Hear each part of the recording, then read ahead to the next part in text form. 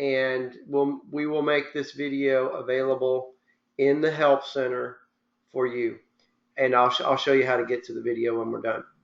So what I'm going to do here is I'm going to work left to right across the tabs.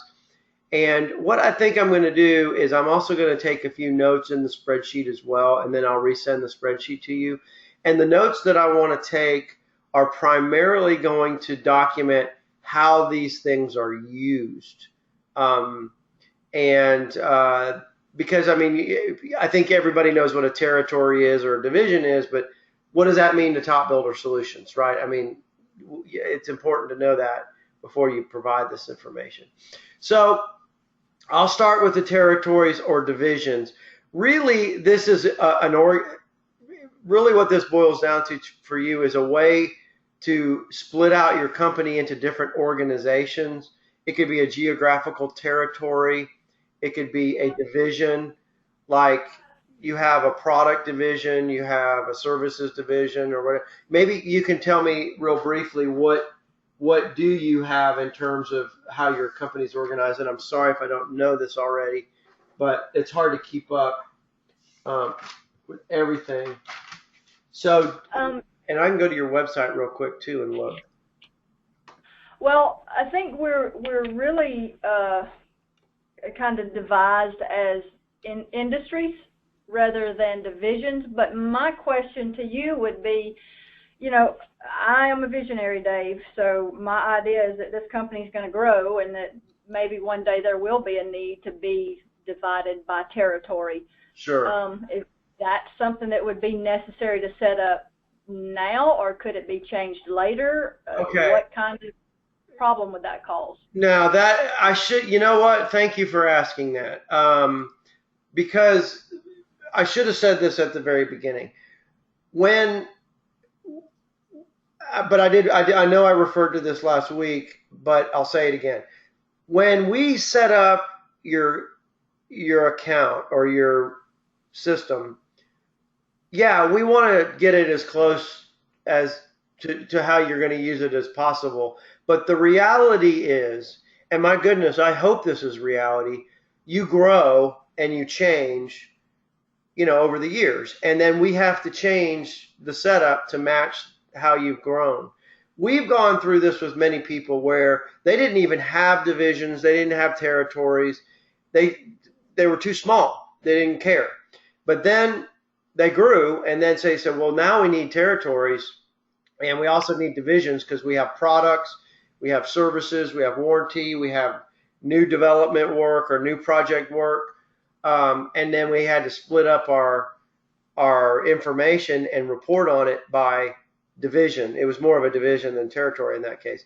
And so what we did is we went through a process of helping them set those up and then categorizing their data accordingly. And we'll help you do that in the future. So it doesn't have to be perfect right away. We have, behind the scenes, we have all these utilities to change and move data around and assign data to territories or divisions or lead types or statuses or anything. You know, we have utilities to do all that. So don't feel like it has to be perfect. The most important thing is to get us started, right? Okay. Now, and I think for right now, it'd probably be best that we make sure there is a separation between the U.S. and Canada. Okay. And then from there, Aaron and I work a lot out of what industry we're in, like manufacturing. Well, we call it commercial, industrial, retail, entertainment. Our website has got those industries listed as well. Okay. So here we go. Commercial. Oh, wow. So this is wonderful. Commercial, industrial, government. Okay, these are different segments. We can leave healthcare out. Okay. Yeah, that's a tough industry to work in. I actually built software for the healthcare industry for a while. It's a tough industry. Wow. Wow. Now, the other thing that you see in that industry drop-down list, Dave, is that, under commercial, I've got several listings. We'll leave banking out of that one as well. Under industrial, there's manufacturing and foundries, so there's several listings under each as well. Okay, let's do this. Let me describe to you how that information is used, and then we'll go back to that real quick. I'm going to go into the demo account real quick, and I will show you really, can you see this okay? This is kind of a big screen here. Can you see this all right? Yeah, I mean, it's small, but. Okay, well, I'll talk through it. First of all, data can be assigned by territory or division. So leads is the most important thing. So if you have leads coming in and they are for a particular industry and you only want those leads to go to a certain individual, you can assign that individual to the territory or to the division, the commercial division, and they'll see those leads, but other people will not. Okay? Okay. Does that make sense? Yeah, that makes sense. And right now, while there's just a couple of us, working the sales and the leads, we don't really assign it that way. So Okay. I think in the future we may start doing things like that because, the other thing that this leads us into is that these divisions or these industries all usually have particular systems that work with those industries. Okay, I understand. And so, whoever knows that system best eventually will probably be the one who would work that lead. Right now, Aaron and I both pretty much are familiar with both or with all of it. But, there again, that's my visionary view is that eventually that will probably change as well. Okay. Yeah, this is this is great. Okay, we'll get into lead types in a minute because I think that's where these things are going to come in. Okay, so we don't necessarily assign leads or opportunities by industry. I'm going to use your language, which really is by industry or division. Okay. So we don't have to set up divisions for lead assignments, but for reporting, would you like to see sales by industry? Now we might be able to do that a little bit differently, but by what I'm saying, is there any kind of you want to see by Canada or US, or is there a way you want to break out reporting and activity? Because here's the thing, a lot of reports, okay, are set up to report sales and sales activity meaning things like I submitted a bid, I made a phone call. You could get it real granular with it, but you might want to see reports that way too. So those are the two biggies with the territories or the divisions, is assigning leads to people according to the territory or division, and then reporting.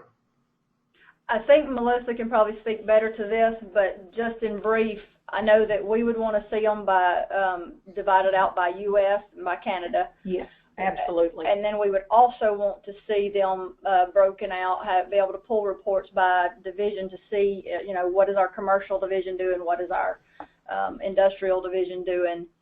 And then there's a third kink I'm going to throw in here. I was talking to Melissa about it earlier when you jumped on the phone with us.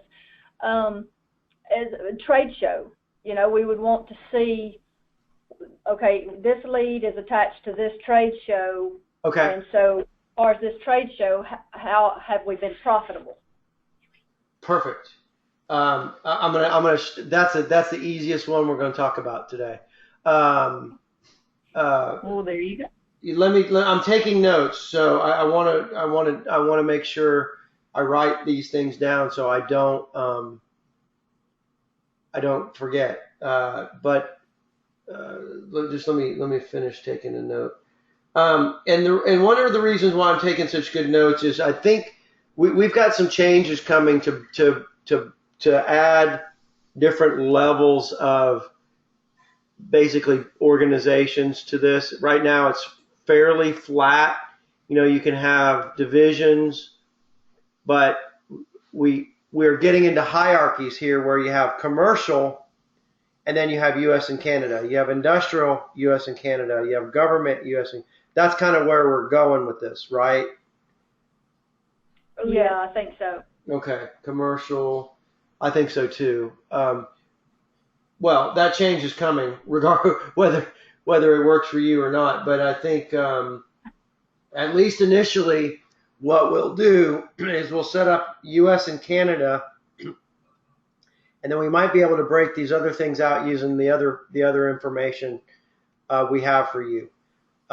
So let me jump real quick. I think right now what we're going to do is we're going to set up U.S. and Canada for your territories or divisions, and then I'll just do that for you today.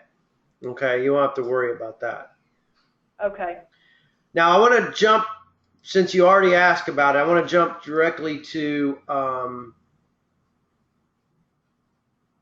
Dave, let me interrupt you 1 minute. Sure. Back on the divisions being set up with U.S. and Canada, are we going to be able to pull reports out of each one of those for the different divisions, or is that going to be collectively as a whole that we see, okay, commercial was this for U.S. and Canada? Can we separate that as well? Yeah, yes. And I'm going to have to tell you how to do that here in a minute. But that's where, okay, so you want reports by, sorry, let me use your words. You're calling these divisions commercial?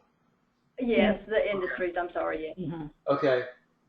So industry and territory, so to speak. Correct. Okay. Yeah, let me just go back to that because we need to decide. I think you might want to categorize. We've got a couple things here. You might have to explain to me what systems are, okay? Okay. Because these may be lead types. I don't know.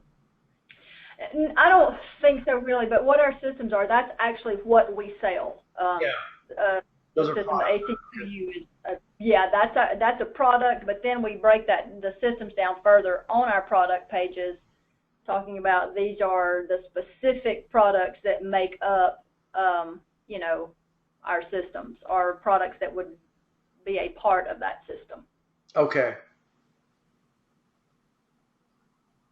Got it. Okay, let's get back to that. Right now, the way we are is we need reports by industry and territory. We'll just call it territory, the U.S. and Canada, right? Yes. Are you going to break industries down into commercial, retail, logistics, like that way? Yes. Okay. We will, because that's going to be more so where our trade show stuff will come in. The trade show categories don't really follow our industry categories. Okay. It's kind of mixed between the industries and their sub industries. That's okay. That's perfectly fine.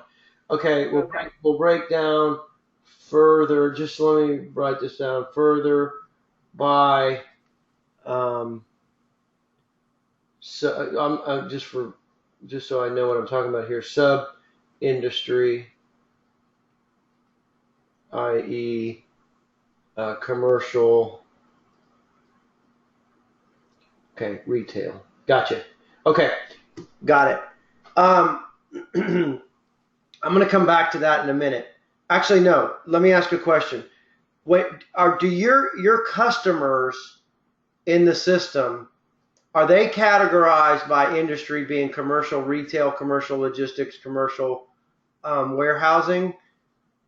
I don't know if they are presently, but I think that's probably where we need to move, because if we don't move that direction, nothing's going to be organized. Well, So we'll need those designations in the spectrum. Yeah. I think. Well, I knew Go ahead. we needed. Well, I was just telling Christy, I knew we would be doing some, but I'm going to need her, however we wind up outlining them here is what's going to need, that's going to need to be the choices in the spectrum as well. It needs to mirror each, what I'm trying to say. Right. Okay, perfect. Because I think, and I think reporting, okay, I'm going back into I've been doing CRM forever, and I've seen these. This is not a new kind of situation. Usually companies or accounts have an industry category, and I don't know if it makes sense for you to break down your leads by, or your customers by commercial, retail. What I'm saying is they may be just commercial, and they may include all four of these. Well, you said banking's not current, but I guess what I'm trying to say is, do they only fit nicely into commercial retail, commercial logistics, or commercial warehousing, or does it span? Dave, it may be easier if we maybe forget the main industry and break it down by the sub industry and use those as the divisions. Oh, that makes sense. And that way we can be as as personalized as it needs to be. So in other words, just retail, just logistics, just warehousing, just manufacturing, foundries, municipal banks, theaters, and casinos. Yeah, if we do it that way, we're going to have to add a few, because we have like dairies, and then that does get us into more of a specified category. But because with commercial, there's so many things we do in the commercial realm that's more than just the four categories we have. We would consider a dairy commercial. But then to spell out every one, I'm not really sure how we would break it down. So, it leads into, do we classify every single possibility that's out there, and then we have hundreds? Yeah, that seems like it can get really extensive. Let's look at an example real quick. I'm going to go to manage accounts. So there's two levels. I'm going to pick on my favorite one here. Man, the system's, see how fast it is? Isn't that great? So we just did some performance improvement, so it's really running fast. There's two levels, at least right now, and maybe we need to create a third that may work for this. And so you can categorize an account, which is a company, by type. You could call this commercial, and then industry, which could be retail. So you could have commercial retail, commercial logistics, commercial warehousing as a type, and then an industry. Does that make sense? Yeah, that makes sense. Let's do that. Okay, that's what I thought. Okay, so let's. Yeah. And again, we can change it. So we're gonna do you a favor. We're gonna do you guys a big favor here. We're gonna set this up for you, and then we'll show it to you. Okay, so here's how we're gonna do it.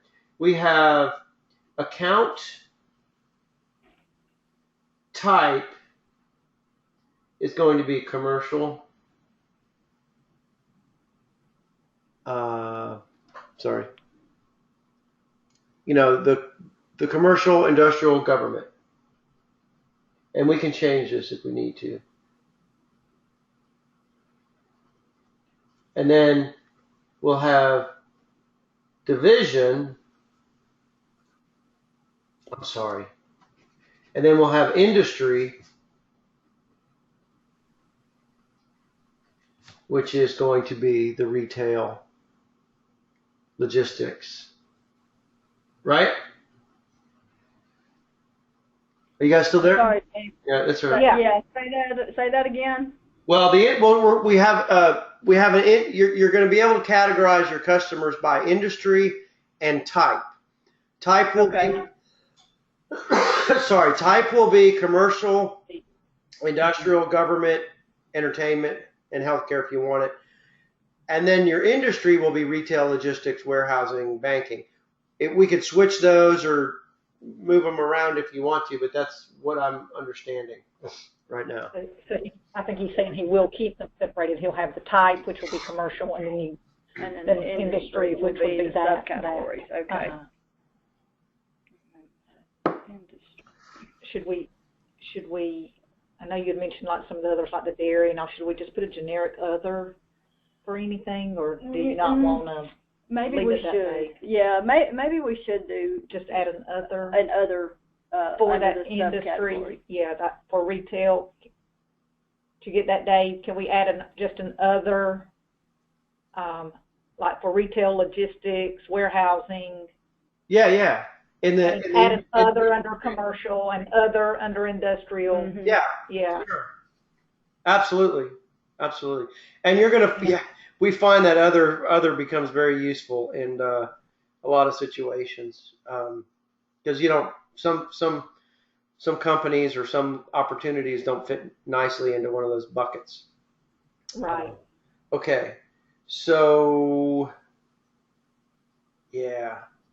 And you know what? Before we start capturing the data, we'll go and show this to you, and you can take a look at it, and then, you can decide, well, this maybe we need to switch industry and type, and that's fine. We'll deal with it. Okay. So now we've accomplished, while we're talking about this, we've accomplished a couple things. We covered account types because we're going to set up match these to the industry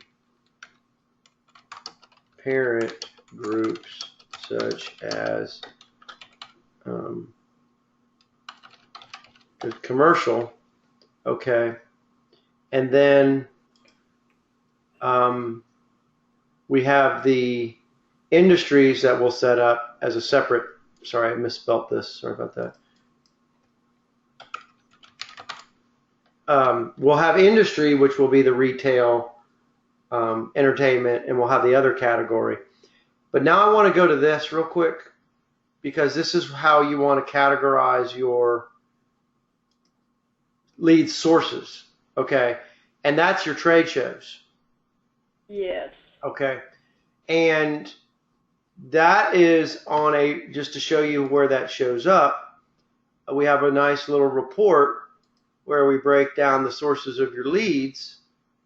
And this is a pretty graph, but we have a couple graphs, but this is the meat of the report where it shows, and all this stuff can be exported to Excel or PDF or whatever. And then, so you can see that, I'm getting certain number of leads from trade shows, and this is how many sales and how old are they and how many I have left, to close and that kind of stuff. Now, what we do as a company ourselves, because we do trade shows as well, and actually, we did this yesterday, we did a webinar and loaded the data yesterday, is we'll get real specific about the trade show. So it'll be trade show, International Builder Show 2016 as an example. And then we'll track that. Yeah. We'll track that particular show. And it's funny because we'll go back 3 years from now and we'll find people that showed up at the show 3 years from now and they're just now getting around to signing up. But it's good to see that, you know. But what we are going to be doing in the future is we're going to have a roll-up category for your lead sources.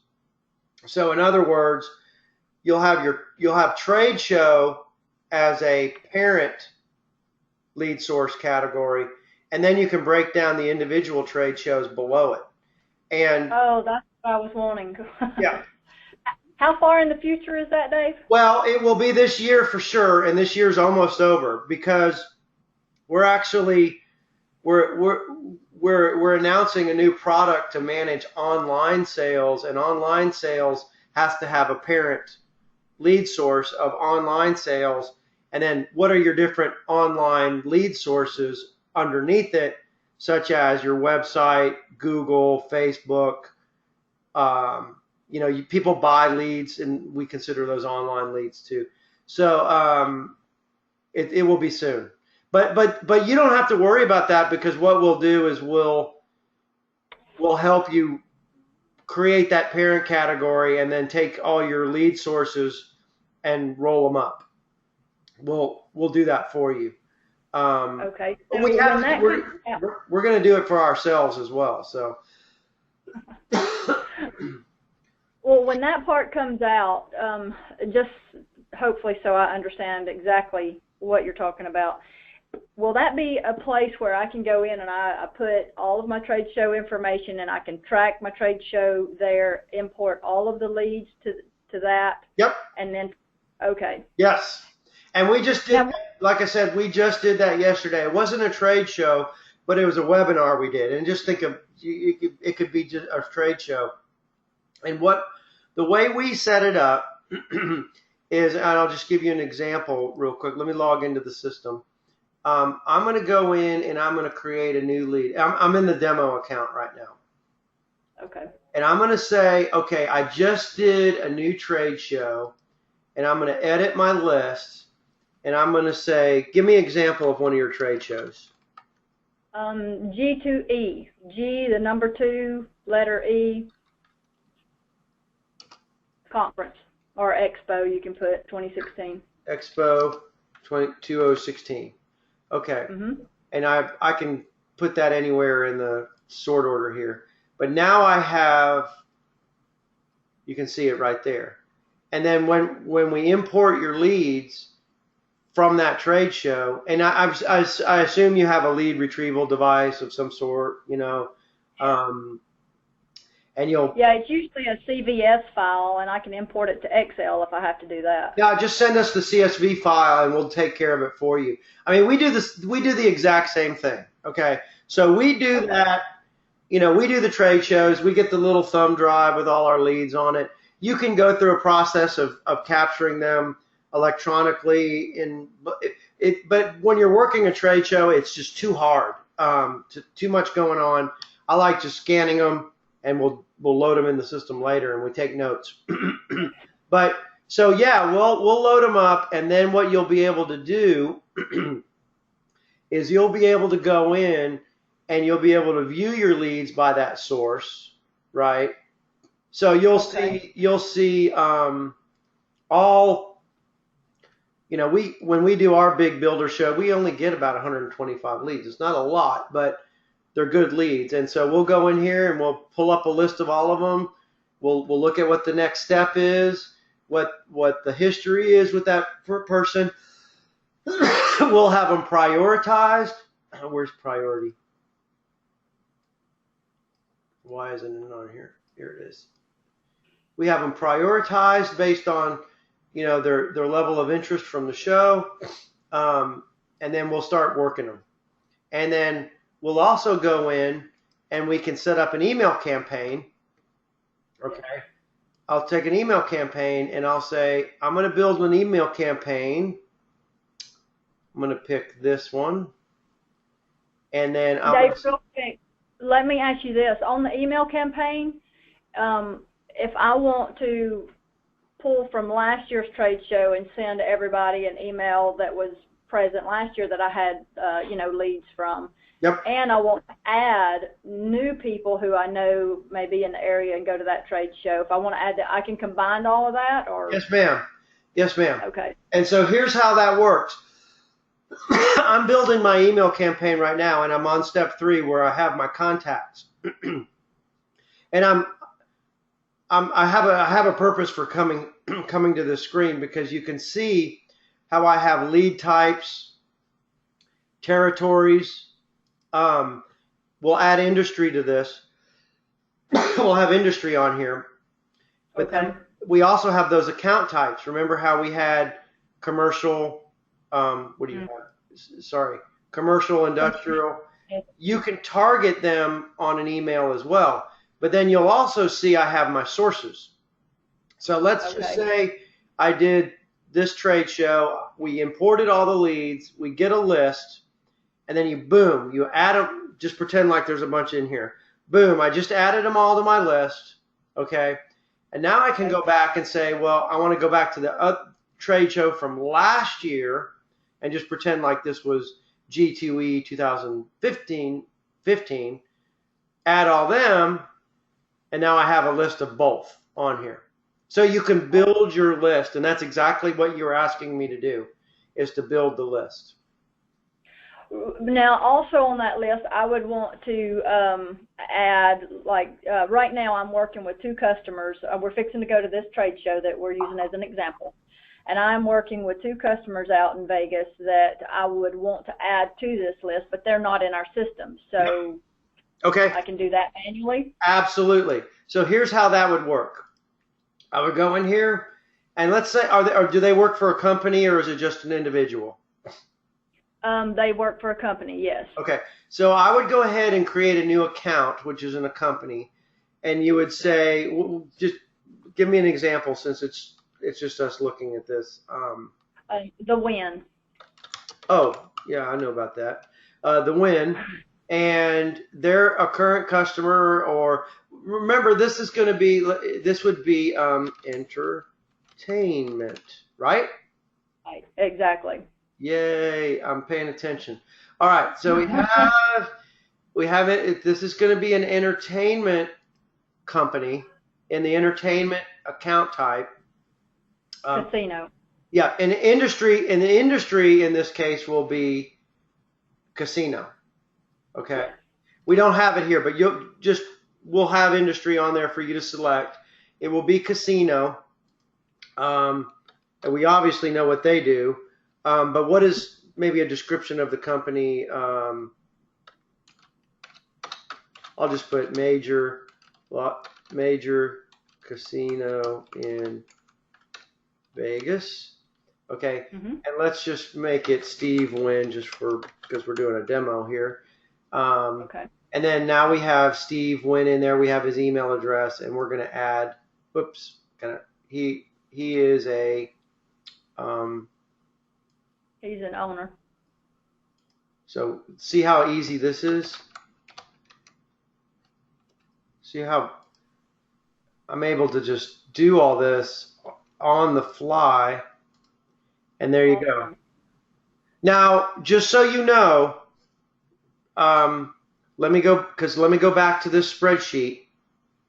On users, on the user tab, and I say on to the right here, edit list. Okay? Can you see that? Yeah. Yeah. That's what I was doing there. I was editing the list of account types and contact types. Remember? So if you don't want some of your people creating their own version of contact types, you turn that off and they can't edit the lists. All right? And that is the purpose of that security access level. And let me tell you something. We've done this a lot, and salespeople like to have their own priorities and their own lists or types and stuff, and it gets out of control. Okay, so I would lock it down, and make them come to you if they want a new contact type or something like that. I'm not trying to create a bureaucracy or anything. I'm just saying I've seen this before, and it gets crazy. I think Melissa and I both are all about organization and being able to know, what our right hand and left hand's doing. And so that'd be best. So everything's set up the same. Yeah. Yeah. I think Totally agree. I mean, we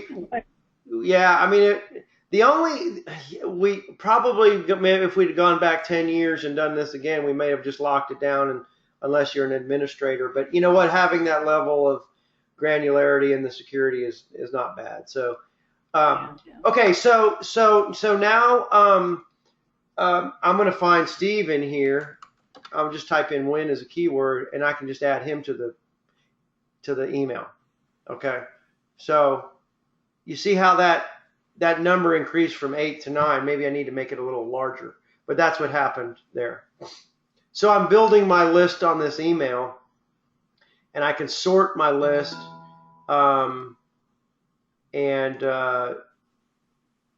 that's how you end up with your list. And now what I can do is I can remove Steve from here and say, just show me everybody that's on the list. And now you can see all these 9 people that are on the list. Okay. Hey, Dawn, are you impressed on how fast that is? It is moving pretty quick. It's nice. I'm so happy for that. Okay, so Dave, let me ask you this too, because this is something that's kind of important to me, but may not be doable. Right now, one of the ways I keep up with our trade shows is I have a completely separate spreadsheet, and what I mean by keep up with them is, the name of the trade show, where it is, who's attending the trade show from Aerocom, whether we've paid our deposit or not, just my pertinent information. Is that possible to incorporate into this so there's one place to go, here's the trade show report, this is what we've done, this is what we're doing, and then here's our leads as well? okay, I'm sorry. Start that over again. No. Okay. Once recorded, we could go back, I guess, but that's all right. No, what I'm asking is that I have a separate trade show schedule spreadsheet. okay. Where I keep up with whether or not we've registered for the trade show, what deposit's been paid, who's attending from Aerocom, and then I've been adding the leads to other pages or other sheets in that Excel spreadsheet. Right. And kind of keeping it from there. So is there a way to, when this trade show is entered in here, to also be able to add that information and just keep up with all of that in one place? Well, certainly the leads, and the leads next steps and all the history, but you wouldn't be able to manage the trade show, who attended and that kind of stuff. No. Okay. We do the same, and we don't have. I manage a little bit of that in Excel on the trade show stuff. We have a budget for the trade show. That kind of thing. But obviously the leads we get from the trade show. Now we get leads even before, and this may be the same for you, is we'll get leads even before the trade show starts.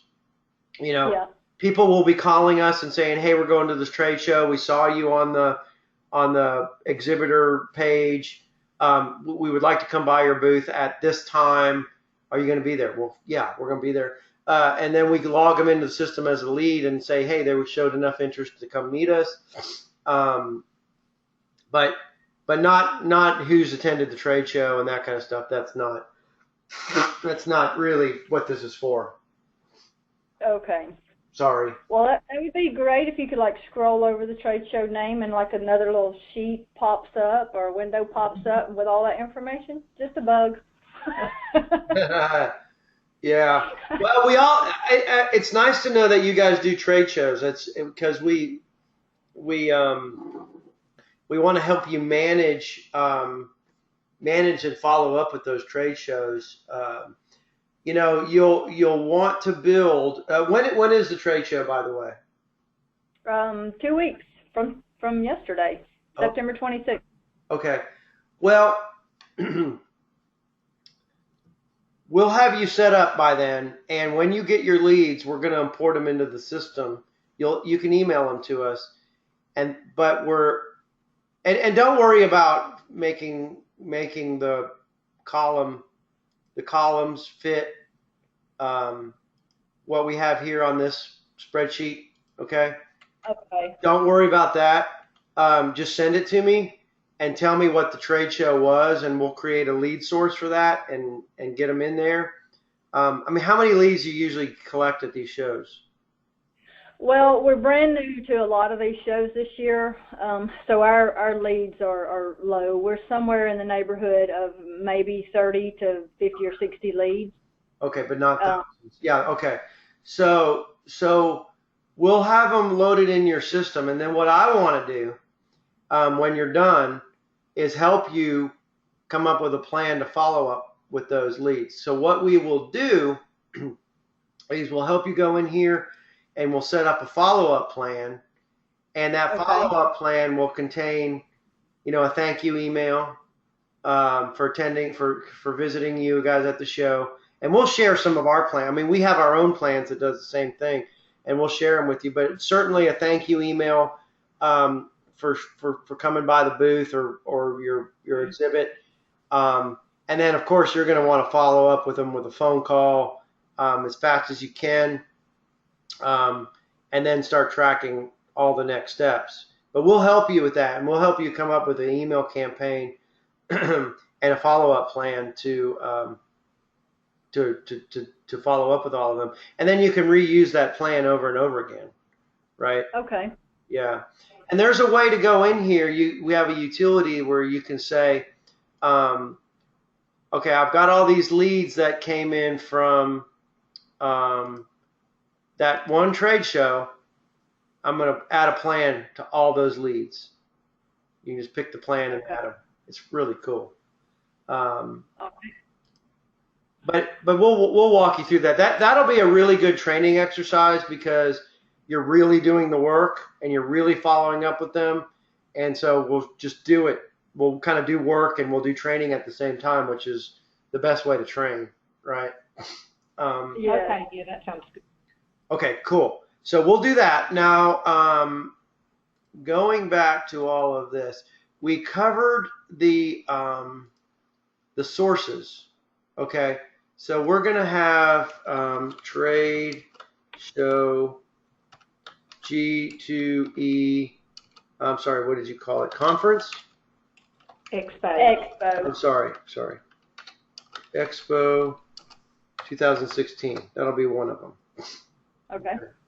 And then, like I said, when we have a roll up the sources into bigger groups like trade show, we'll do that for you. We're going to have to go through that exercise with all our customers, so it's not going to be too difficult. I mean, you could imagine if you advertise in something like the newspaper or you'd want to, if you advertise in multiple magazines, well, what magazine did this lead come from? And then you can roll them up into magazines, that kind of stuff. We work with a lot of home builders, and a lot of leads come in through realtors, of course, but then you'd want, realtor referral, and then below it, which agency was it, that referred you, or person. So you can break them down that way. Okay, sorry, I got off track there a little bit. Okay, so for divisions, we're going to set up US and Canada. Users, how many users do you guys have? I think 5, right? Or less? Yeah. Okay, so what we're going to do is, I think you know what first name, last name is, whether they're administrator. Administrator is basically has access to do everything, even set up other users. So you decide whether you want to give them access to that or not. The project champion, this is really just FYI. I think that's both of you right now. Or is it I forgot what you put on your setup form. Okay. Their email address, whether you want manager level access or just a typical user. And then email and newsletter access, what that does is it turns off these menu options. A lot of our customers don't want their salespeople blasting out emails to everybody. They feel like it needs to be controlled a little bit, or They just, go through a review process. Excuse me. So you can decide whether you want them to have access to the email marketing or the newsletter.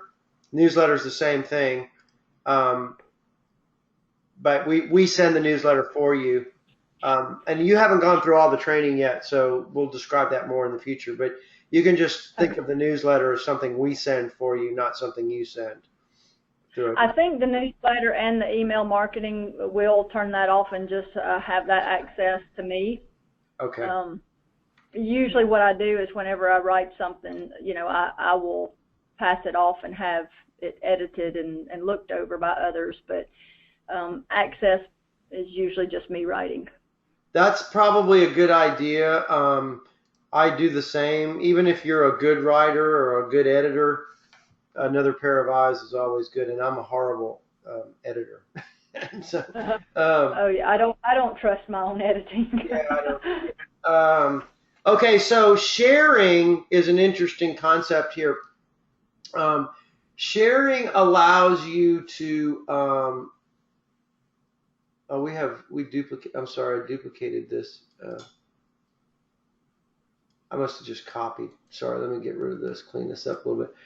Sharing, if a user goes in and creates a new opportunity because they met them at a party or something, it's the default here whether they want to share their leads or not. What that means, okay, is that everybody else will get to see that lead.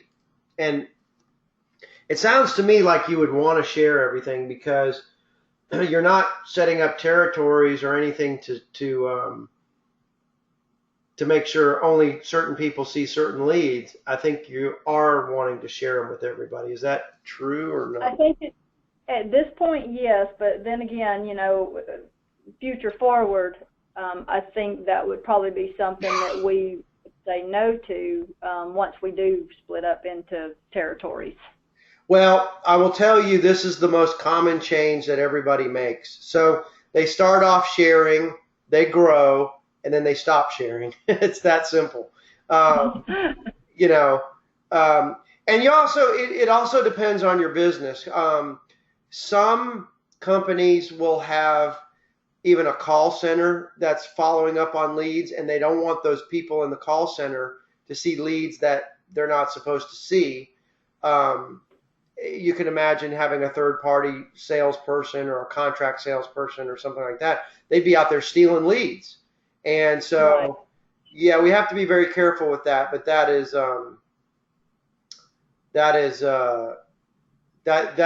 one way to lock down one reason to lock down the sharing.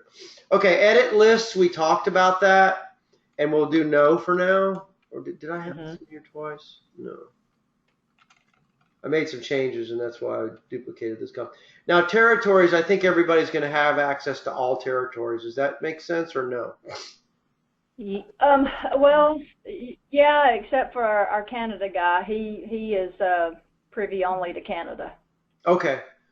So we have one user. You can tell us which territory you want them to have access to. Okay, we can put it on there when they're listed out. We can put a no by his, or Canada by his name. Canada only. Now, setting up users is real easy, by the way, and we'll show you how to do this during the account review. But you simply go to user setup, and you just create a new user, and you can put your first name, last name, access level, what territories. You can set their alerts. Now, they can do this themselves as well. I want, like a task is past due. I want to get an email. I want to get a text message, or I want it to be on my calendar. that that is this calendar right here. Okay. Okay, so that is the user setup. We covered this already. Now, do you know what we're talking about when we're talking about sales status or lead status? Yes, I mean the areas you have listed, yes, that makes sense. Okay. Well, that's already in your account now. Now what we will do, let me go log into your account real quick. I'm going to make a change for you real quick. Oh, man. Okay. So under setup, and I go to manage lead status values, I'm going to come in here and I'm going to set up job awarded, and I'm going to say send to Spectrum. Okay. And the reason why I'm going to do that is when you get live on Spectrum, that's going to be the trigger, just unless you want to set up a different one, the trigger to send the information over to Spectrum. So if you've got a customer, let's just take the Steve Wynn example, and he's a new customer. He's not in Spectrum yet because you haven't done any work with the Wynn yet. But he agrees to do work with you, and so he awards you a job. You go into the system, and you set their status to. I gotta log back out. Log back in as my demo. Set the status. Oh boy.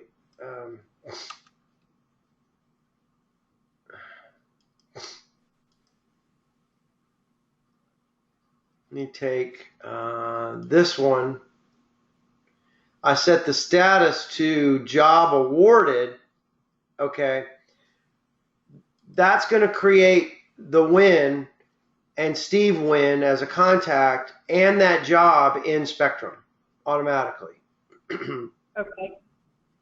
So we'll leave these as is. I changed the one status to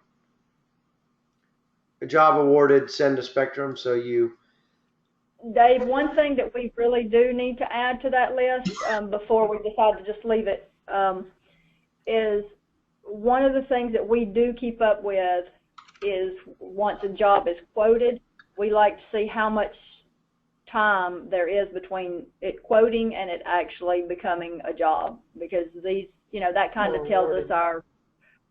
Okay, perfect. Thank you. I'm out of blank.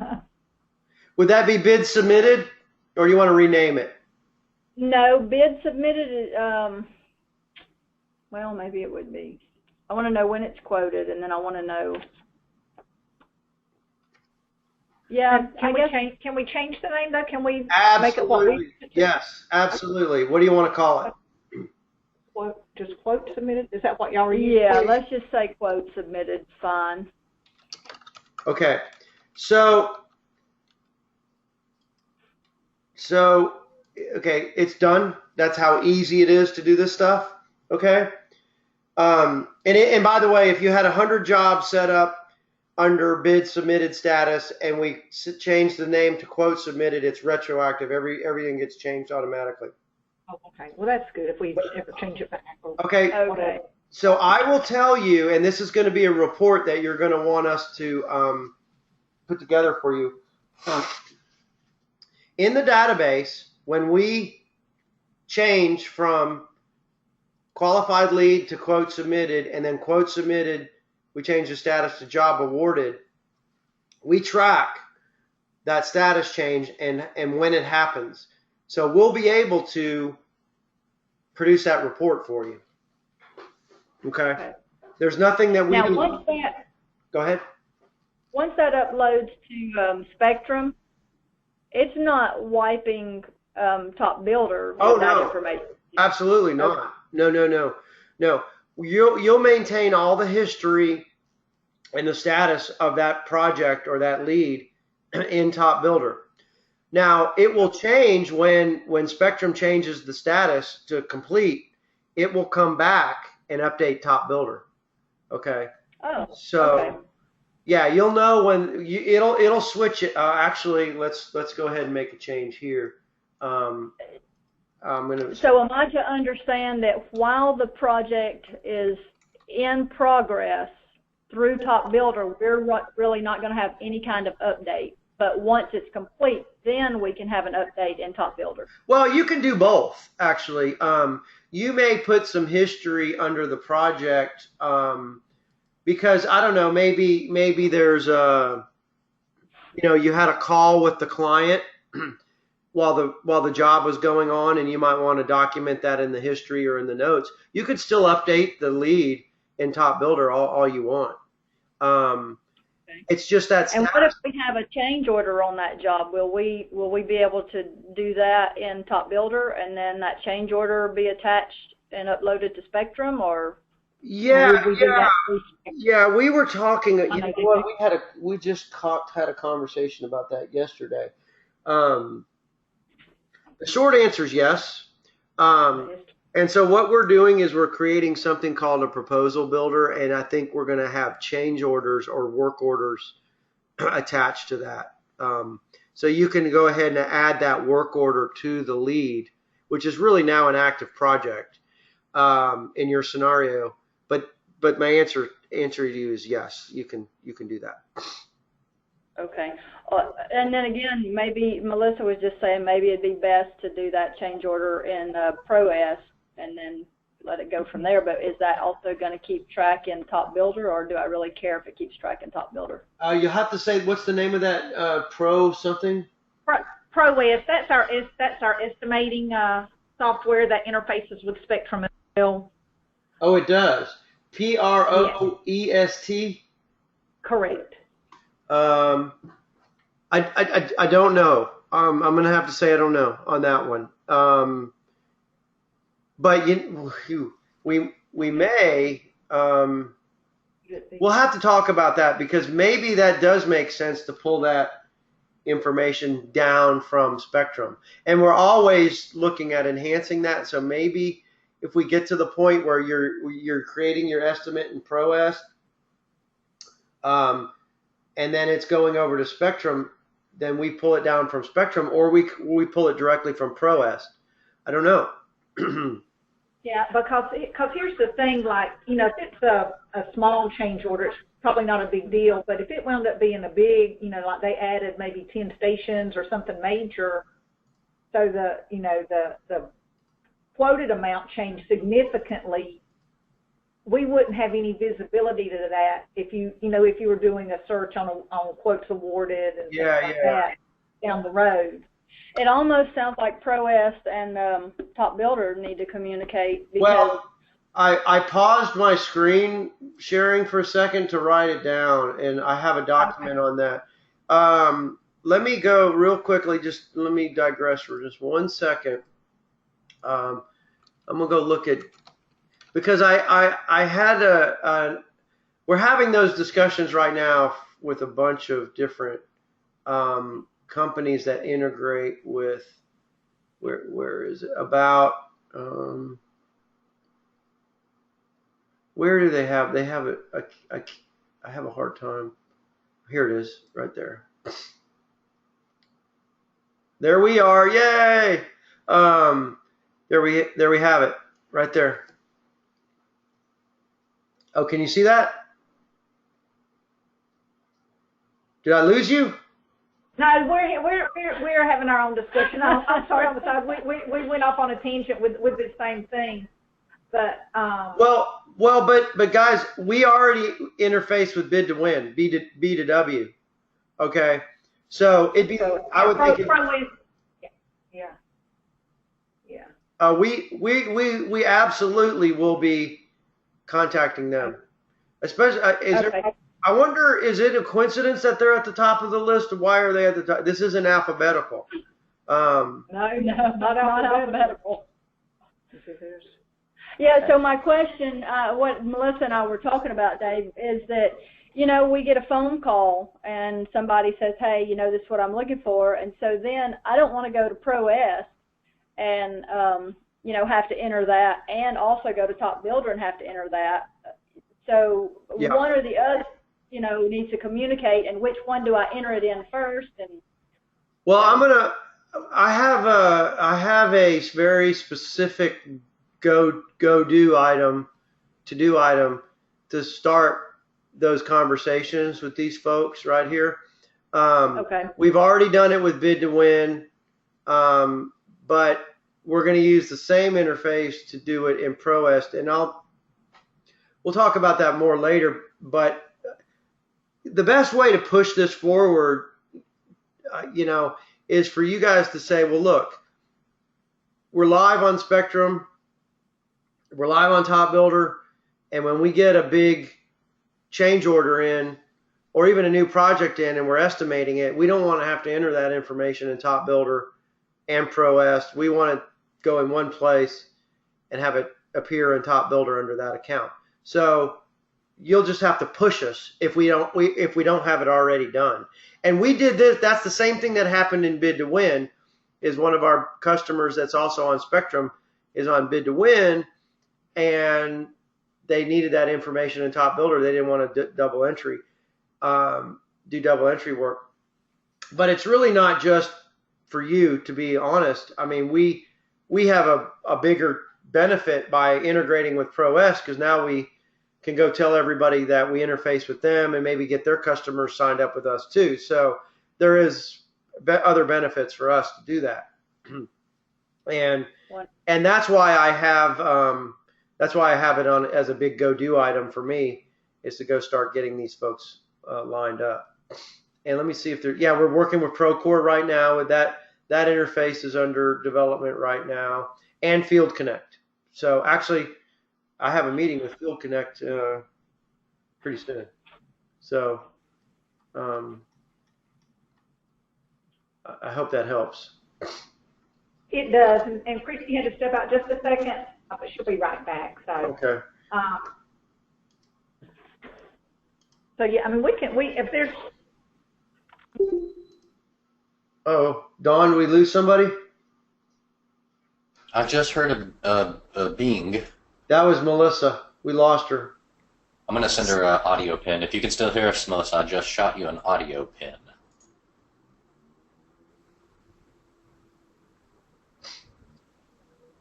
Okay, we've got to, I think I can cover the rest of this. I mean, I have a hard stop in 20 minutes, so I think we'll be fine though. Okay, I'm back. I'm sorry. I hit the handset and it hung up on you guys. That's okay. You gave me an opportunity to get some coffee. Hold on a second.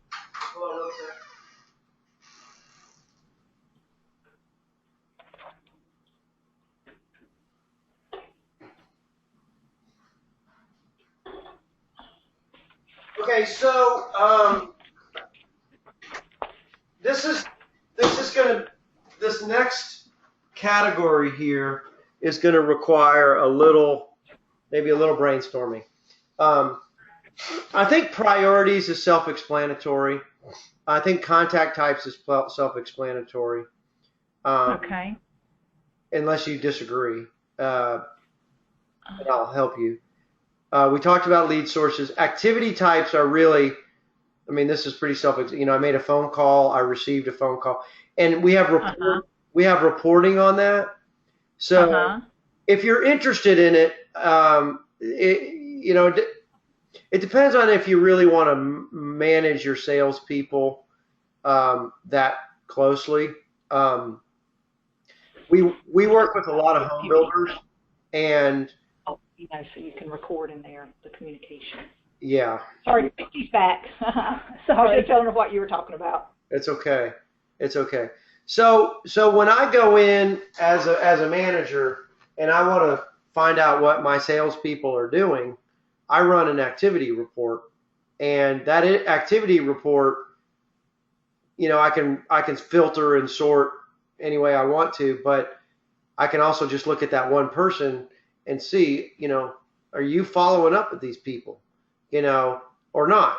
And if you're not, I'm going to be upset because we just paid a whole bunch of money for that trade show we just did, but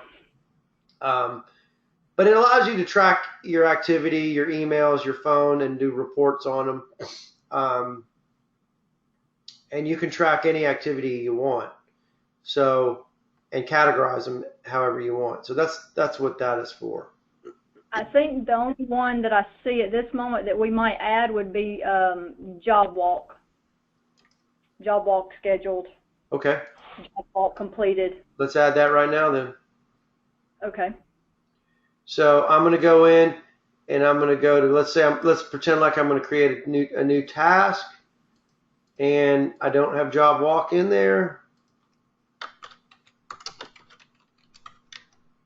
I think that's probably pretty common. You can change the display order. There we go. Now we got it. Okay. Okay. So I'm going to say add job walk.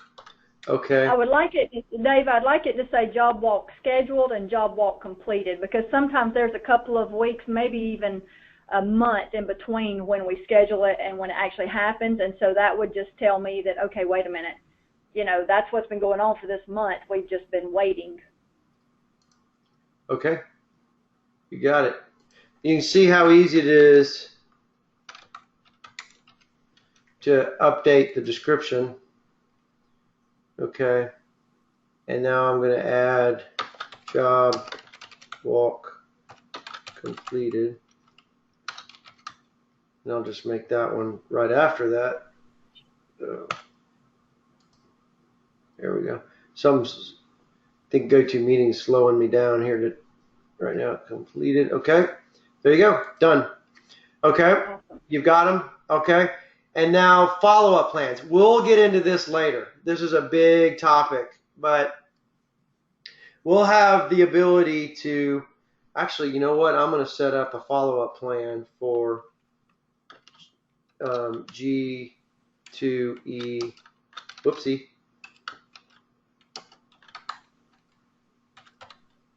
For Expo right now. I'm going to go in here, manage follow-up plans. I'm going to add a new one, and I'm going to create a trade show, and I'll just make this one the G2E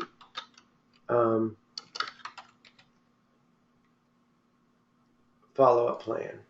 Okay, it doesn't have any tasks in it yet, and we'll help you create those tasks. But when you get done doing that trade show in 2 weeks minus 1 day, and you come back and you get some rest, because I know how difficult they are.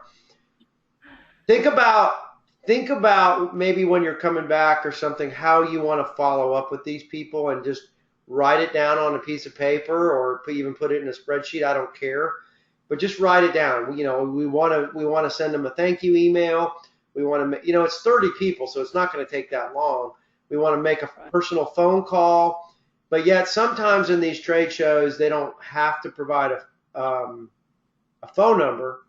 So you might want to email them, or a second email, or whatever. Just on a piece of paper, just write down, this is what I want, how I want to follow up with them, and we can put that into a follow-up plan for you.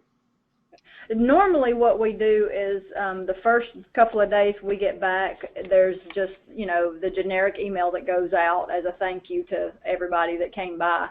Right. And then from there, out of the notes that we've taken at the trade show, we either to send them information, to call them because they're serious about, a project, they want a job walk, a lot of those things would fall into place, and we try to figure out at the trade show when we're talking to them what type of follow-up we need to do with them. Okay, so that's perfect, and that's exactly what we do as well. So they walk into our booth, we kind of gauge their level of interest, and we try to do what you have done, and that is set up a job walk. We try to set up a demo, but think of it as the same thing. And we actually try to get them to commit to a demo. We put it in our notes. we prioritize them in the system. Obviously, they're categorized with a lead source of, the trade show. And then what we'll do is we will send them the thank you email, and we'll just do it. We usually do it as an email campaign. And then on here, what we'll do is we'll have a button to request a demo, and what you might want to do. Do you have a scheduled job walk or anything on your website? You know what? No, that's a great idea. Thank you. So They'll be probably within the week. So there you go. So that's, that could be a link to an email. It just send somebody an email and schedule a job walk, or it could be take them to a contact form where they can put their address in here and that kind of stuff, and then submit it. Okay, so that would be in your email that goes out the day you get back, or maybe because sometimes these, and I don't know how your trade shows work, but the way ours work is it doesn't do us a lot of good to send them an email the day after the show, because they're still traveling. It's in Vegas, and they're still in Vegas doing the Vegas thing. So usually we'll send it 2 days after we get back, Right. Now, if it's a really hot one, we'll be on the phone just calling them. Okay, you want a demo? Okay, let's go, that kind of thing. Same here. Okay, yeah. So what I'm trying to say is, we can help you put that together, that email where they schedule a job walk.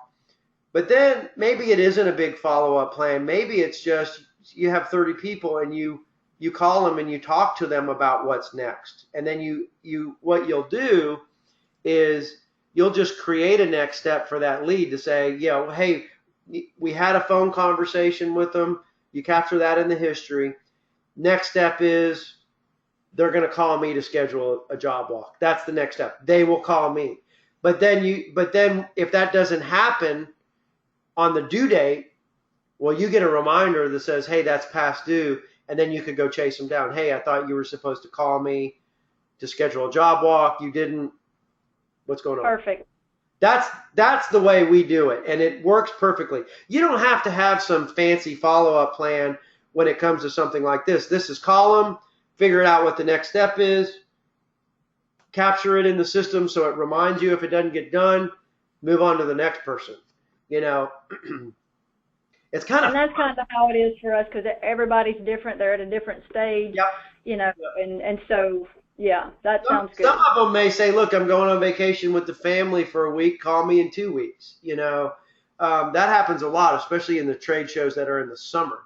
But you know how this works. So, okay. So back here, we talked about everything. Now, this is the biggie that we got to talk about. I think we covered everything else but this one. Okay.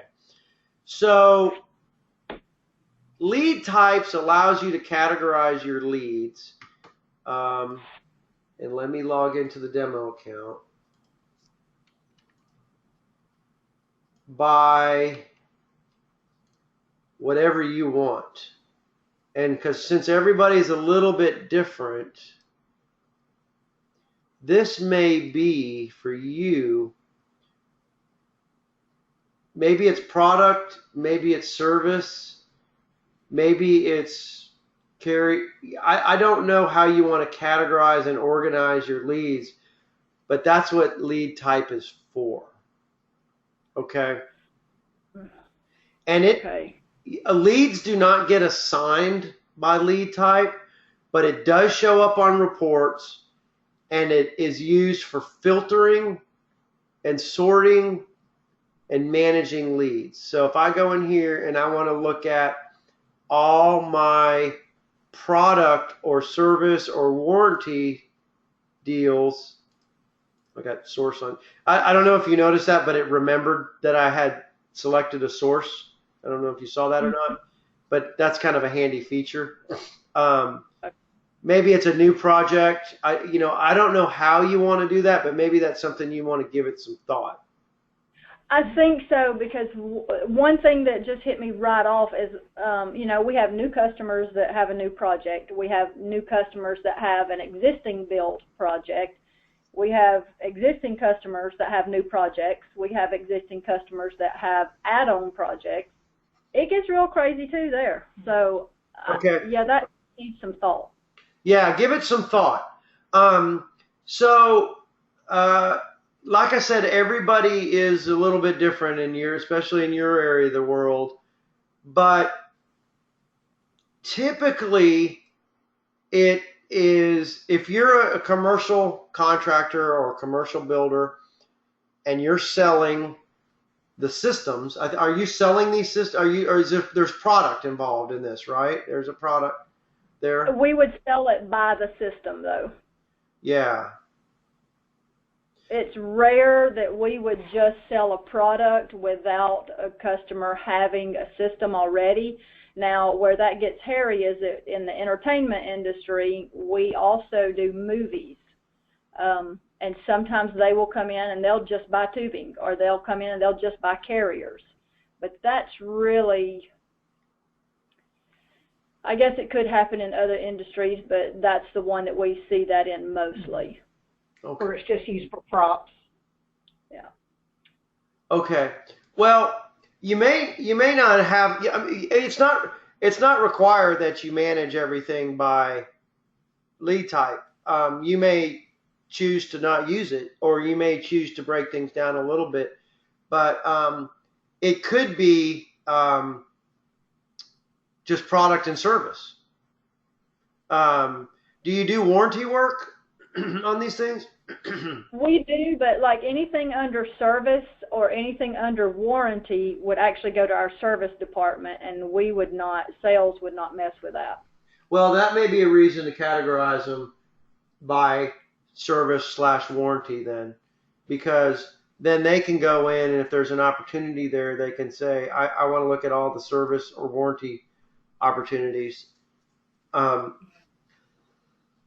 I don't know. It's really hard for me to decide because I don't know your business as well as you do, obviously. So you'll have to think about it and let us know. No, I think you brought up a good point. Melissa and we were kind of chatting about that again, the service and the warranty, because not necessarily that we would want to give that department a user access, but it would be that one of the guys that does have access, he could run a report and then, send that over to the service manager where she could manage whatever needed to be managed in their system. Okay. Does that make sense to you? Of course, you know this software better than I do. So it does, and you'll also be able to. Is the service and warranty department going to manage leads or opportunities in here, or are they going to kind of do their own thing? Typically, no. Well, we could set it up that way, and we'll see. Maybe they want to. I don't know. So then if we did give them access, or at least the service manager access, I guess we could just set her up so she only receives those type of leads? Yeah, well, we might want to set up a division for that, actually, and then that way they would get them. But I don't know. I just don't know that there's ever been a need. We could leave it as a not worry about it. But you could imagine if you're a company and you have a bunch of salespeople that are just dealing with new work, service, warranty, and they also sell product. You could see how you'd want to break them out. Yeah. Well, okay. So I'm going to talk to Melissa about this, but you listen too, Dave, because you may have some input. We just recently set up the contact form for the service department on the website. Okay. And so what's happening now is people are not clicking on the right email for that. They'll click on the service contact form, but then they won't send it to the right email. to the service email. Oh, it goes So to sometimes sales. it'll come into sales or it'll come into So information. y'all need to be able to get them. And so I just forward it to Melissa. Okay. But if this, So could we not change our website though, where it only has like support group email for service? well, it does. Oh, well, how do they get? I do not know. I've been working with Brad on that. Okay. And then again, sometimes what people will do is they'll just click on the first contact Contact form that they see. Gotcha. Yeah. Gotcha. So I don't know if for that reason we might want to Have a set sales. this up. It might not be a bad idea then. I mean, if that's kind of, if people are kind of going in that direction to contact us, and they're looking for service, it might not be a bad idea.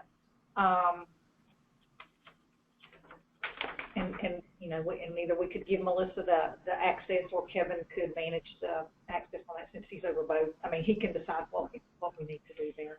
I just wonder if that is the case, and that could, if she had that access and got that lead, she could go in and she could put that lead in Top Builder, and then it can do whatever it needs to do for the service. Because I don't know how the service department's going to work with all this.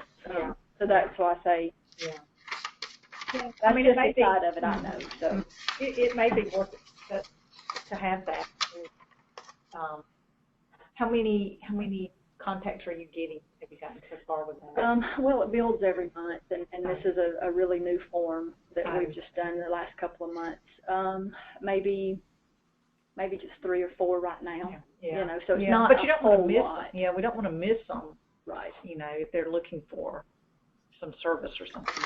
All right, maybe this is just a discussion we'll have, Kevin, and make sure everybody's in agreement of how we integrate that. I have something to consider, and I'm not trying to upsell you here or anything, but it is very helpful to have these leads, when they fill out these forms, go right into Top Builder and alert people that you have a new opportunity, instead of emailing people or whatever is happening now. We do that, so if somebody wants a demo, they can fill out a form, submit a request, and it goes right into CRM, and then it sends us an alert to say, hey, you have a new request, go chase it down. And then they get an automatic email saying thank you for your interest in a demo or whatever it is that they're interested in. We do that for everybody. So okay, send us the information on that. Because Christy and I, she put you on mute there just a second. It honestly doesn't make sense to not do that, because then there's still so much human intervention, getting the request from the website. Oh yeah. Getting it into Top Builder when it's automated. So sure. Let me know what we need to do to get that automated. Okay, so there's and I can show you 1,000 examples of it, but you've seen the contact forms or request service or request a quote. Basically, we'll build this form for you, and we'll make it look exactly like this. We're very, very close where you wouldn't be able to tell the difference. And then when they submit this information, it goes right into Top Builder, and you get an email alert saying, hey, you've got a new service request. And then somebody will be responsible for following up with that. And if they don't follow up with that, then they get another alert. It's really neat. Okay, so I'll do that for you. I'll send you the sales. Can those? Let me just ask you a quick question. It's sure. Probably kind of dumb, but we have the service request and then the sales contact form on the website. If somebody just clicked service request, but they were really wanting a sales, somebody to contact them about a sale or potential sale or whatever, is there a way to reassign that? Yes. So, if the service request went to our service manager, she could reassign it to Christy or Eric. It's that easy. It's exactly the way you described it. So let's say McCarthy Contractors comes in, they're looking for service, and I'm the product sales guy. I can just easily assign this to somebody else, and it sends an email. And they actually get an alert to say, hey, a new lead's been assigned to you. It's Oh. that, That's Nice. easy enough. So if they cross and use the wrong form or whatever. it's that easy. Yeah, you don't even have to forward an email or anything. They'll automatically get an alert. It'll tell them a new lead's been reassigned to you. And then also when you do the assignment, any follow-up tasks, okay? Uh-huh. Let me refresh this. Any follow-up tasks, now BH is Brooke Harwood here, Uh-huh. are assigned to Brooke now instead of me. Okay. It's that smart. But yet it doesn't touch any history, so if there's some history in there that I created, it won't mess with the history. Okay. Okay. It's really neat. It's really neat. So, and we live by that. I mean, leads will come in and Eric will fire them at me or vice versa, or, you know, it's really neat. It's really neat. Let me ask this, and it may not even be a big deal, but so say we've already got a lead, on, you know, say a contractor had contacted us about quoting a job that he was doing. And then, you know, a year later, someone else from that same company contacts us, quote another job. Okay. If they don't put the name of the company in exactly the same, is it going to create a new lead or is it going to connect them? Is it smart enough to try to connect them? It is. But if they mess it up and there's a typo or something in there, they can always go in and reassign them to the right account. Okay? Okay. And it's okay. You can take it. This is a lead. And let's say they misspelled McCarthy. They put 2 Y's in there or something. You can go in there and reassign them to the right one. And then under manage accounts, you can go in and get rid of the old one. Or we have a merge. This is under development, but merge account utility. Okay. To merge them together.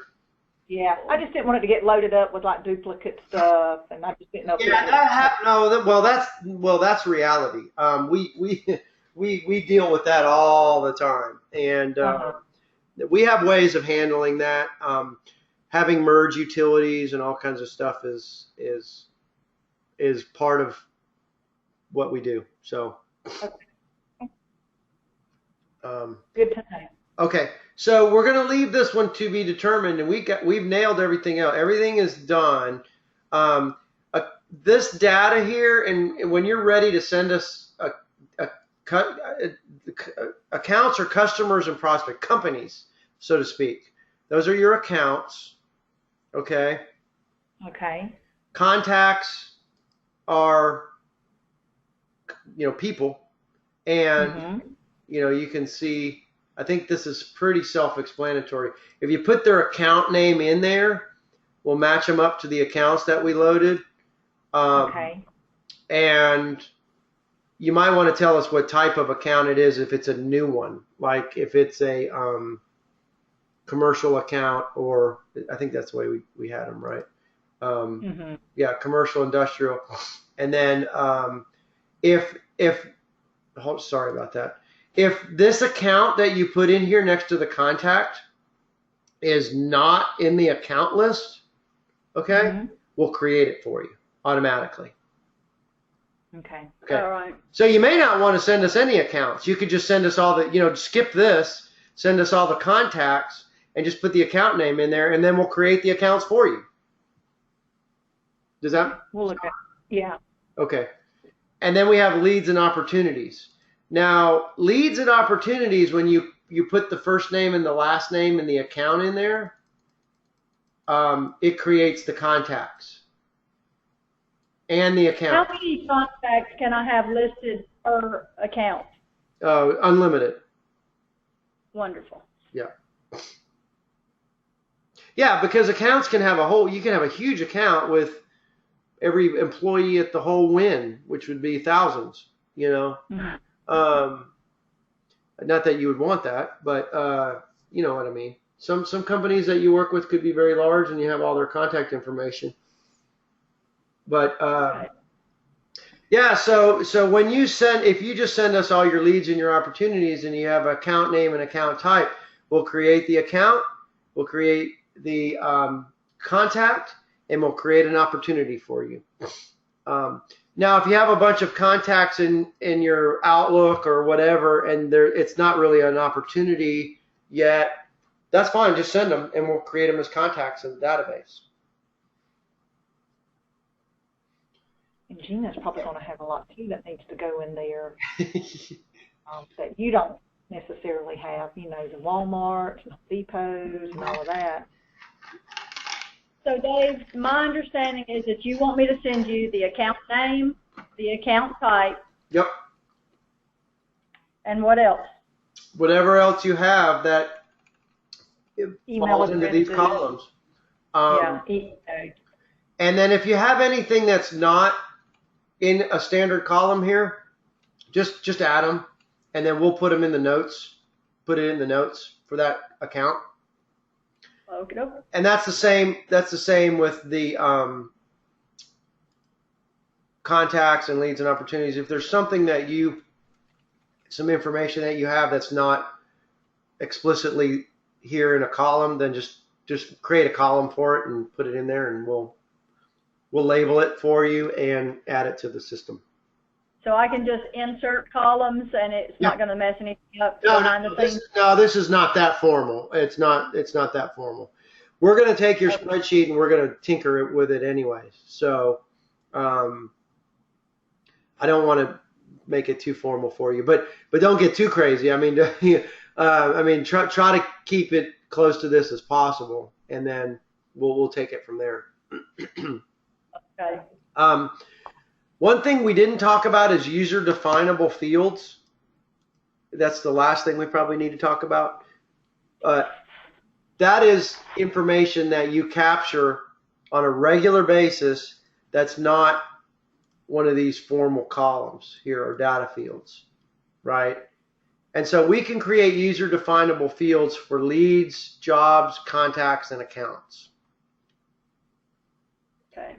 And I'll give you an example. I'm logged in here under the demo account.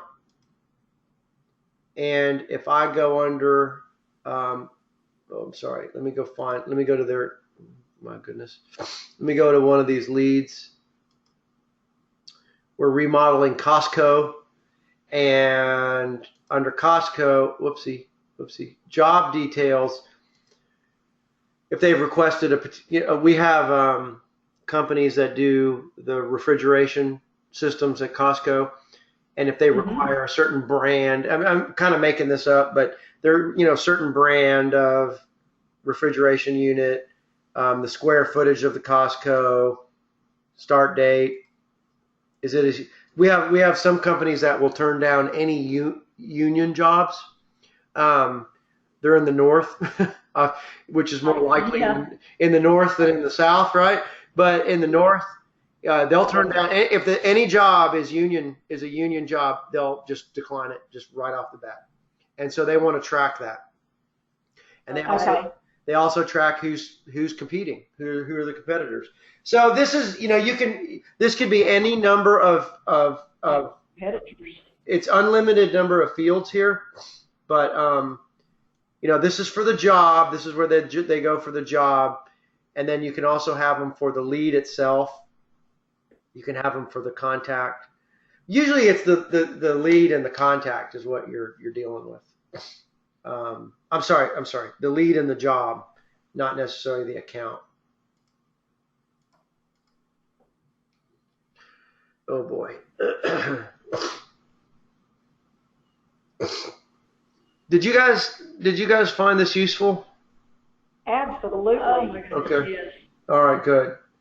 I'm happy. That makes me happy. And it doesn't end here, obviously. What we're going to do now is we're going to send you the spreadsheet because I updated it. But I'm also going to go through and go ahead. Actually, you know what? Before I send the spreadsheet, I'm going to go ahead and set up your territories. I'm going to go ahead and set up your list values like we talked about. There's a couple things I didn't do in here that I want to finish up. I'll set all those up, and then I'll send you the spreadsheet. I'll also send you the worksheet to create the contact forms on your website. So you may want a product one, a service one, And then I think you mentioned something else. Sales.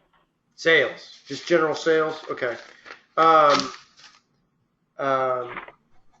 now we can make that. By the way, if it's the same information, we can make it the same form, and then create a. Without getting technical here, a way to separate those out so we know what to do with the new lead. Okay. That may. I think we probably can do that, but let me ask you how that works. I guess those forms will just be Sure. Given to our. I have a guy that manages our website. Yep. And he does all of the behind the scenes work for us. Yep. So we'll just give those forms to him, let him upload them, and do what. Yeah. So it's really, we've never had any web. If the web developer doesn't know what to do with this, I'd be really concerned. We give them a little piece of code, okay, that they add to the website, and that little, I'm looking for my highlighter here. That little piece of code basically creates this window right here on your website. And then the rest of it is still your website, okay? And it just creates this little window that is Top Builder Solutions. And when they hit the submit button, the information goes right into Top Builder Solutions, and we capture it and do all those fancy things that we do with it. So that's how that works. And yep, see, I have a Field Connect working with their interface here in a minute. But yeah, no web developer has really had a problem with that. And we provide a detailed document that has instructions on how to deal with it. Those instructions allow you to, it gets kind of fancy here. We're kind of proud of this, but you can actually go in and, I don't have one on here. But you could go in and under setup, manage rules for your contact form.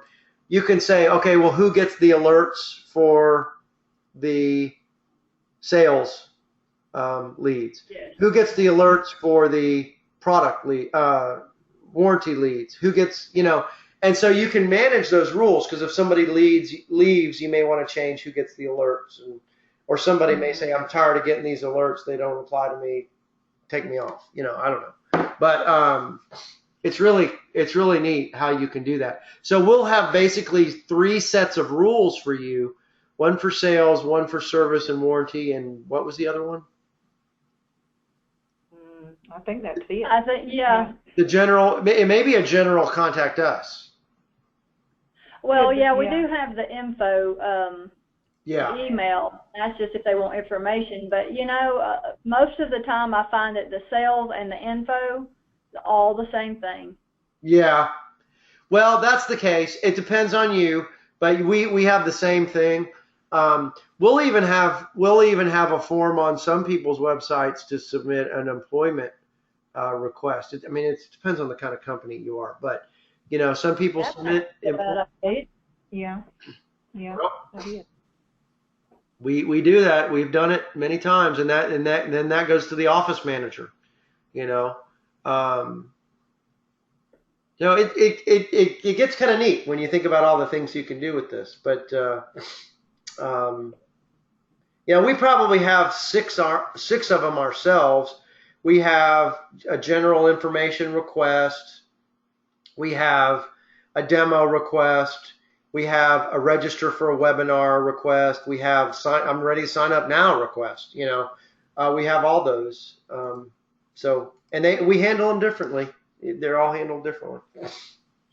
Dave, would you mind sending me just some of those categories you just talked about? Yeah. So that we can discuss them in-house here? Sure.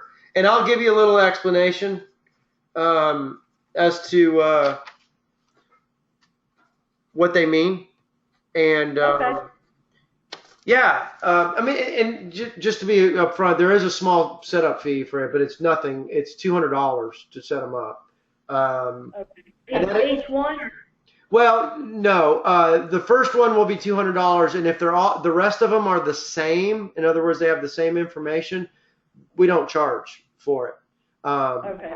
Now, if it's a different form, then yeah, we'll charge for it. But if it's the same, but just you have a different rule, there's no extra charge. Okay. And that includes developing the form, setting up the form in the system, and providing the training on how it works. So it's all of that. And also the follow-up plan, because you may have an automatic email that goes out. And by the way, the rules define that as well. You can when you set up those rules for the forms, if it's an employment request, then the email that goes out says thank you for the employment request. It's really neat the way it works. Okay. And those are automatic replies? Automatic replies. Wonderful. Yeah, it is. It's really cool. It is really cool. Okay. Well, I hope this worked for you. I think it did. I think it was really beneficial. Again, what I'm going to do is I'm going to set up the categories that we've already talked about, and then I'm going to turn this over to you, and I'll just highlight the ones that still need to be done. Okay. I will send you the information about the contact forms. It's called a setup worksheet, and then I'll provide the different scenarios for you that we talked about. Always having a general contact form is good, because everybody expects to go to a website. Now that just may be the same, like you said, that may be the same as a sales request, but yeah. Okay, and then I'll post the recording. Okay. Thank you so much, Dave. All right, guys. Have a great day and rest of the week, and you're gonna have to give me till this afternoon until I can follow up with these things. But okay. No, that's fine, Dave. And then just a quick question. I mean, I know you know when you send us this Excel spreadsheet back, kind of what timeline are you looking at to try to get it back from us? I mean, I know it's dependent on us getting it done, but oh, we're talking a few. You mean once we get the spreadsheet back from you? No. Like typically, what's your timeline between when you send us this email this afternoon with the Excel spreadsheet and us trying to turn it around and get it back? Oh, well, that's there's no typical. We plan when we set up our own follow-up plan for this. We plan for a week. Okay. Okay. And if we don't get it back from you in a week, Dawn gets an alert and it says we haven't received their setup form, and then we'll contact you and say, why haven't we received their setup? And then if we have to move that date out, that's fine. But because everybody's different. Some people know it, they do it right away, ready to go. But some people have to think about it. They have to collect the data, and some people they'll disappear on us, and we'll be like chasing them for a month. But right. Well, there are some things that we do need to have some discussion around. And then I'm out for an entire week. Not next week, but the following week. That last week of September. Okay. Well, look, this is not for us. This is for you. So it really, it depends on what your time frame is and what is important to you, and that's it. We don't have a deadline, and we're saying if we don't get it back by this date, we're not going to do it. No, I know. We're going to accommodate you no matter what you do. So you just let us know. We will nudge you, though. If we don't get it, we'll nudge you because we want you to get started. Okay. No, that sounds good. So, all right. Well, we will get to work on that then. Yay. All right, guys. Thank you. Thank you very much. Bye-bye.